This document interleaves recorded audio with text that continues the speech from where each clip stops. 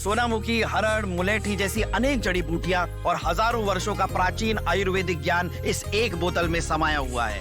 कायम टैबलेट, आपकी खुशियों का साथी। दो मुस्लिम बहुल मुल्क इस रमजान के पवित्र महीने में एक दूसरे की जान लेने पर अड़े हुए हैं। अफगानिस्तान और पाकिस्तान देश की सीमा पर लगातार तनाव बना हुआ है। दोनों देशों को अलग करने वाली एक सीमा रेखा का नाम है डूरंड। तालिबान ने 27 फरवरी को उत्तर पश्चिम पाकिस्तान सीमा क्षेत्र में हमला किया। तालिबान ये कहता है कि ये रिएटलरी हमला है और उनका आरोप है कि पाकिस्तान द्वारा अफगानिस्तान पर किए गए 22 फरवरी के एयर स्ट्राइक में अफगान नागरिक मारे गए थे और ये उसका ही मुंहतोड़ जवाब दिया गया है।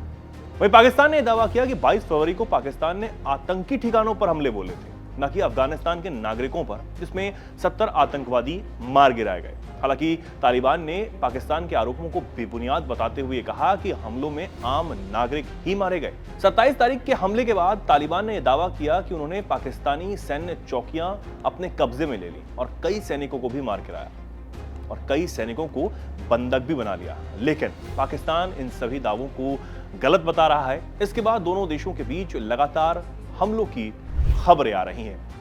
अमेरिका के अफगानिस्तान युद्ध के दौरान पाकिस्तान पर लंबे समय तक अफगान तालिबान को समर्थन देने का आरोप लगता रहा है, लेकिन 2021 में तालिबान के सत्ता में वापस आने के बाद यहां हालात बदल गए। पाकिस्तान का आरोप है कि अफगानिस्तान की धरती से आतंकी संगठन तहरीक ए तालिबान पाकिस्तान यानी टीटीपी पाकिस्तान में लगातार हमले कर रही है। इन हमलों में पाकिस्तानी सैनिकों और आम नागरिकों की जानें जाती हैं। पाकिस्तान यह भी कहता है कि उसने कई बार अफगान सरकार से इन आतंकियों पर कड़ी कार्रवाई करने को कहा, लेकिन कोई ठोस कदम नहीं उठाया गया। इसके बाद पाकिस्तानी सेना ने अफगानिस्तान के कुछ इलाकों में हवाई हमले बोले। पाकिस्तान का दावा यह है कि ये हमले सिर्फ आतंकी ठिकानों पर ही किए गए हैं, न कि आम नागरिकों पर। पाकिस्तान और अफगानिस्तान के बीच सीमा को डूरंड लाइन कहा जाता है। यह सीमा ब्रिटिश शासन के समय तय की गई थी। अफगानिस्तान आज भी इस सीमा को पूरी तरह मान्यता नहीं देता है। इसी वजह से सीमा पर अक्सर झड़पें होती रहती हैं। इस सीमा क्षेत्र में दोनों देशों के कबीले रहते हैं, जिनका एक दूसरे के यहां आना जाना भी बना रहता है। इसी का फायदा कई बार आतंकी संगठन उठाते हैं। साल 2021 में तालिबान के अफगानिस्तान में सत्ता में वापस आने के बाद पाकिस्तान को उम्मीद थी कि हालात अब सुधर जाएंगे, लेकिन उल्टा टीटीपी के हमले यहां बढ़ गए। इससे पाकिस्तान और अफगानिस्तान के रिश्ते और ज्यादा तनावपूर्ण हो गए हैं। अब बात दोनों देशों के सैन्य ताकत की भी कर लेते हैं। जहां पाकिस्तान की सेना में लगभग 6,60,000 सक्रिय सैनिक बताए जाते हैं, जिनमें से 5,60,000 सेना में हैं, 70,000 वायुसेना में और 30,000 नौसेना में। इसके उल्टा तालिबान के सशस्त्र बलों में लगभग 1,72,000 सक्रिय सैन्य बल ही मौजूद है।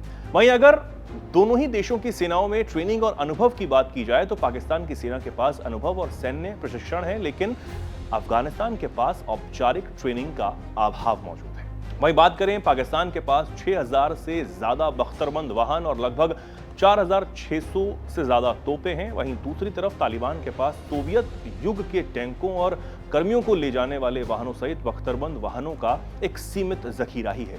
पाकिस्तान के पास लगभग 465 लड़ाकू विमान मौजूद हैं और 260 से ज्यादा हेलीकॉप्टर भी हैं। वहीं अफगानिस्तान के पास कोई कार्यरत वायुसेना नहीं है। तालिबान के पास लगभग 23 हेलीकॉप्टर ही हैं। वहीं पाकिस्तान एक परमाणु शक्ति संपन्न देश भी है और उसके जखीरे में लगभग 170 परमाणु हथियार मौजूद हैं। इसके सामने अफगानिस्तान के पास कोई परमाणु हथियार भी नहीं। वहीं बात करें सेना पर खर्च की तो पाकिस्तान अपनी सेना पर लगभग $9.1 बिलियन खर्च करता है और इस खर्च के मामले में 38वें नंबर पर वो आता है। वहीं अफगानिस्तान सिर्फ $145 मिलियन खर्च कर सकता है और 136वें नंबर पर आता है। पाकिस्तान के पास सैन्य साजो सामान मौजूद हैं, लेकिन एक मोर्चा यहां ऐसा है जहां तालिबानी लड़ाके पाकिस्तान की फौज से आगे हैं। दरअसल तालिबान की सैन्य टुकड़ी अफगानिस्तान के ऊबड़ खाबड़ पहाड़ों और रेगिस्तानी रास्तों पर नियंत्रण रखती है। वो गुरिल्ला वॉर यानी गुरिल्ला युद्ध कला में माहिर माने जाते हैं और हर घाटी से परिचित होने की वजह से वो अप्रत्याशित और बेहद खतरनाक साबित होते हैं। 1979 में सोवियत संघ ने अफगानिस्तान पर हमला किया। दुनिया की दूसरी सबसे बड़ी सैन्य ताकत ने पूरे संसाधन झोंक दिए। 10 साल तक लड़ाई यहां चली, लेकिन सोवियत सेना को 1989 में यहां से खाली हाथ ही लौटना पड़ा। ये युद्ध इतना महंगा पड़ा कि सोवियत संघ खुद टूट गया था। 2001 में 9/11 हमले के बाद अमेरिका ने यहां हमला किया। उसके बाद ब्रिटेन, नाटो के तब 28 देश समेत कुल 40 देशों से ज्यादा की फौज ने मैदान में यहां मौजूद थी और एक समय 1.3 लाख से ज्यादा विदेशी सैनिक अफगानिस्तान में तैनात थे। तालिबान सरकार गिर गई, लेकिन संगठन खत्म नहीं हुआ।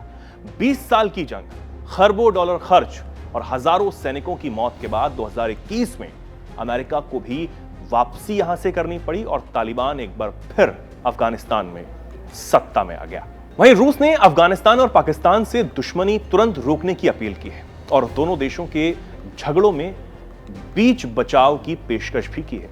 आरआईए न्यूज एजेंसी के मुताबिक रूसी विदेश मंत्रालय ने एक बयान में दोनों देशों से सैन्य हमले रोकने और राजनीतिक स्तर पर बातचीत की ओर वापस लौटने की अपील की है।